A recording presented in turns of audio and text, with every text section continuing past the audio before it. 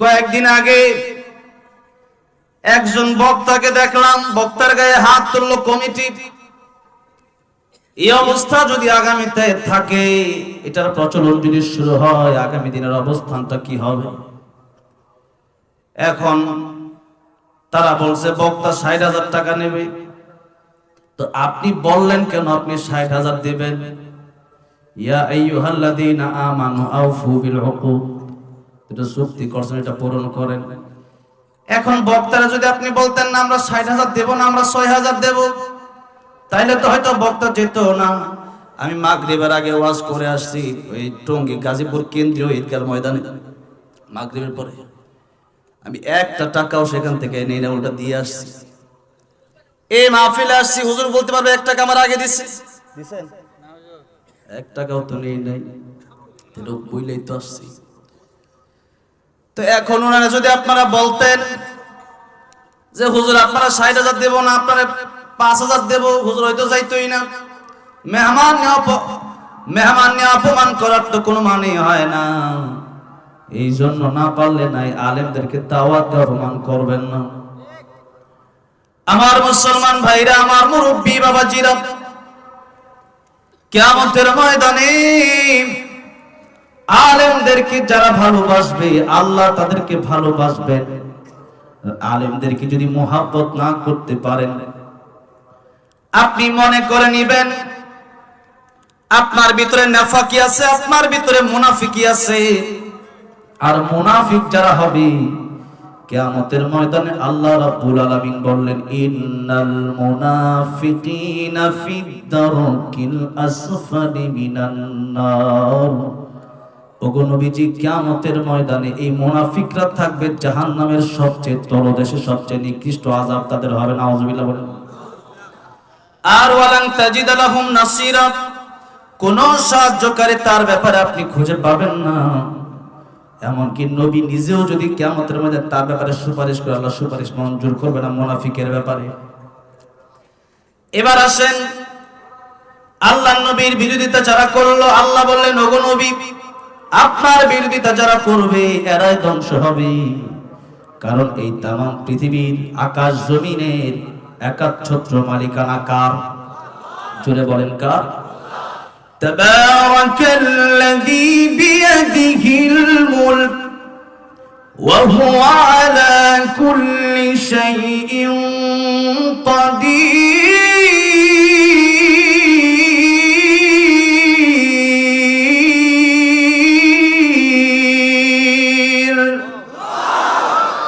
এই দুনিয়াতে যা কিছু আছে, আকাশ থেকে নিয়ে জমিন পর্যন্ত যত মাখলুক আছে, সব কিছুর সবার মালিক কে? সবার মালিক তো আল্লাহ। আল্লাহ চাইলে আজকে পৃথিবী ধ্বংস করে দিতে পারেন। আল্লাহ রাব্বুল আলামিন চাইলে আমাকে আপনাকে বাঁচায় রাখতে পারেন, চাইলে আমাকে আপনাকে মরণ দিয়ে দিতে পারেন। এটা কার ইচ্ছা? আল্লাহর ইচ্ছা। আমার ইচ্ছা অনুযায়ী আমি চলতে পারবো না। যেহেতু আসছি ও আল্লাহর ইচ্ছায়, যাবো ও আল্লাহর ইচ্ছায়, বাঁচায় রাখছেন আমার আল্লাহ, তাহলে গোলামি করতে হবে একজনের। জোরে বলেন তিনি কে?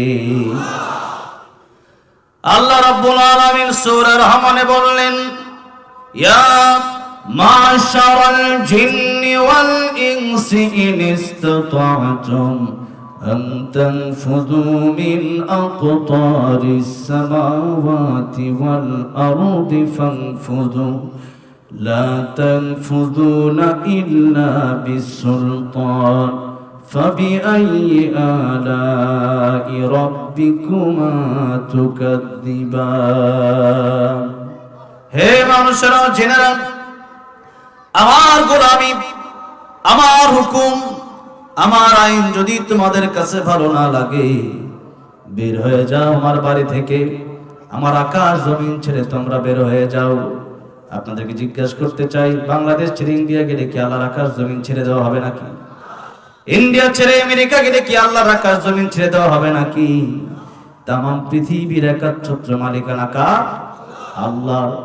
আল্লাহ বললেন লা তানফুযুনা ইল্লা বিসুলতান।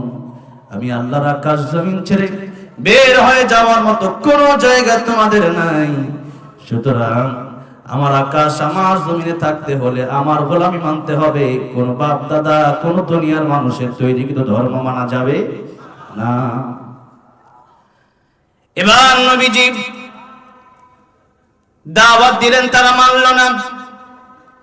নবীজিকে তারা হত্যাও করার চেষ্টা করলো। এবার নবীজিকে তারা লোভ দেখানোর চেষ্টা করলো, বলল, তোমাকে ও মুহাম্মদ ভাতিজা, তোমাকে আমরা বাড়ি নারী গাড়ি জমি জামা যা লাগে টাকা পয়সা সব দেব, তুমি শুধু লা ইলাহা ইল্লাল্লাহ দাওয়াতটা বন্ধ করে দাও। নবীজি বললেন, না, এটা হতে পারে না। তারা আরেকটা প্রস্তাব দিল যে ঠিক আছে, আরেকটা প্রস্তাব আমরা তোমাকে দেই। ওই প্রস্তাব হলো ধর্ম যার যার উৎসব সবার। এটা একটা প্রস্তাব তখনই আবু জাহেল আবু লাহাবরা দিয়েছিল। তার মানে এটা বর্তমান যুগের কোন কবির কথা না। ধর্ম যার যার উৎসব সবার, এটা হলো আবু জাহেল আবু লাহাবর কথা, ঠিক না বেঠে?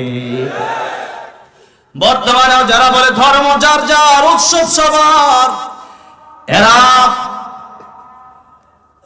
শুধু কবি তো দূরের কথা, এরা হলো আবু জাহেল আবু লাহাবের উত্তরসূরি।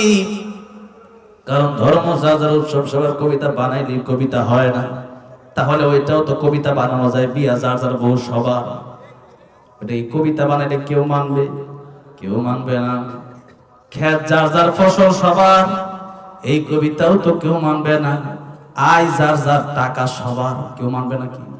আমি 50,000 বেতন পাই, মাস শেষে যদি 10 জনায় কয় তুমি 50,000 পাইছো আর 5,000 করে আমরা সবাই ভাগ করে নিই, কেউ মানবে না। তো ঈমান আমার ভাগ করে সবাই নিবে কেমনে? কিয়ামতের ময়দানে ইব্রাহিম আলাইহিস সালামের বাবা আযর, সে আযর তো ইব্রাহিম আলাইহিস সালামের নাম দিয়ে জান্নাতে যেতে পারবে না। নূহ আলাইহিস সালামের ছেলে কেনান, নূহ আলাইহিস সালামের নাম দিয়ে জান্নাতে যেতে পারবে না। ওয়ালিদ ইবনে মুগীরা ধ্বংস হয়ে গেছে, ঠিক না বেঠি?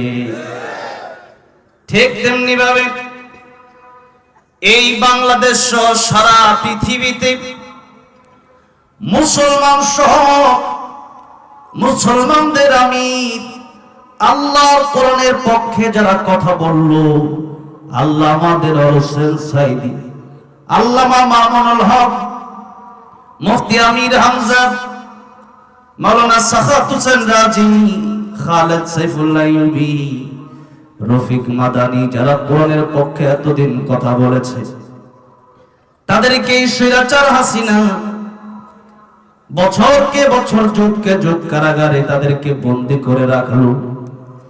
তারা তো আজ বাংলাদেশে আছে, কিন্তু ওই স্বৈরাচার হাসিনার দলবল নিয়ে তারা বাংলাদেশে থাকতে পারে নাই। তারা চেয়েছিল আলেমরা যেন বাংলাদেশে থাকতে না পারে। আল্লাহ কয় ওই স্বৈরাচাররা পুরাই বাংলার জমিনে থাকতে পারবে না, ঠিক না বেঠে? যুগে যুগে যারা ইসলামের বিরুদ্ধে কাজ করেছে, কোরআনের বিরুদ্ধে কাজ করেছে, যুগে যুগে যারা আল্লাহ রাসূলের বিরুদ্ধে কাজ করেছে, তাদেরকে আল্লাহ রাব্বুল আলামিন সাথ দিয়েছেন। তবে আল্লাহ রাব্বুল আলামিন তাদেরকে ছেড়ে দেন নাই। এই জন্য আলেমদের বিরোধিতা করা যাবে না। নবী বলেন, কুন আলিমান আও মুতাআল্লিমান আও মুঈনান আও মুহিব্বান, লা তাকুন খামিসান ফাতালিম। আলেম হইয়া যাও, নইলে আলেমের ছাত্র হইয়া যাও, নাইলে তাদেরকে সাহায্য করো। তাও যদি না পারো, অন্তর থেকে একজন আলেমকে তুমি শ্রদ্ধা করবা, অন্তর থেকে একজন আলেমকে তুমি মুহাব্বত করবা।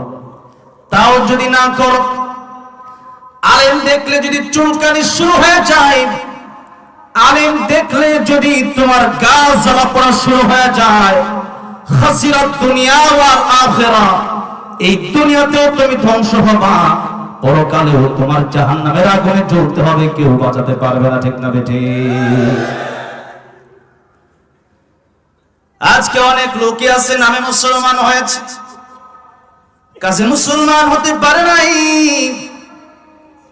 বাপের ঘরে জন্ম নিয়েছে, বাপ মুসলমান, দাদা মুসলমান, ও মুসলমান, এভাবে মুসলমান হওয়া যায় না। আলেম দেখলে ভালো লাগে না, হুজুর দেখলে ভালো লাগে না, হুজুর ওইটা করে গেলে এটা করে গেলে। হুজুর যদি আস্তে হাঁটে তাও দোষ, হুজুর জোরে হাঁটলে তাও দোষ। আস্তে হাঁটলে কয় দাওয়াত বেশি খেয়াল আছে, আর জোরে হাঁটলে কয় দাওয়াত খাইবার লেগে দৌড় দিতেছে তাড়াতাড়ি। হুজুরের দোষ দেওয়ার জন্য সারাদিন বইসা থাকে। সারা দুনিয়ায় সব মানুষ দোষ করলো, এটার দোষী মনে করে না। সাকিব খানের এত বাচ্চার এত বউ, কত বউ তার হিসাব নাই। এতদিন কইতো বাবা তোর দরবারে কেউ ফিরে না খালি হাতে, এখন কই সাকিব রে তোর দরবারে কেউ ফিরে না খালি পেটে। ওই সাকিবের বিয়া হইছে কবে আর বাচ্চা হইল কবে, ওইটা কেউ খোঁজ খবর নিল না। কিন্তু আল্লামা মামুনুল হক যখন তার বৈধ স্ত্রীকে নিয়ে এক জায়গায় গেল, সেখানে জালিমের বাচ্চারা আল্লামা মামুনুল হকের বিরুদ্ধে লেগে গেছে, ঠিক না বেঠে? আজকে যারা আলেমদের বিরোধিতা করলো, আজকে তারা শান্তিতে নাই। খাসিরাত দুনিয়া ওয়াল আখিরাত। নবী বলেন ফাতাহলিক, ধ্বংস হয়ে যাবা। এই জন্য আলেমের বিরোধিতা করবা না, আলেমের বিরোধিতা করবা না।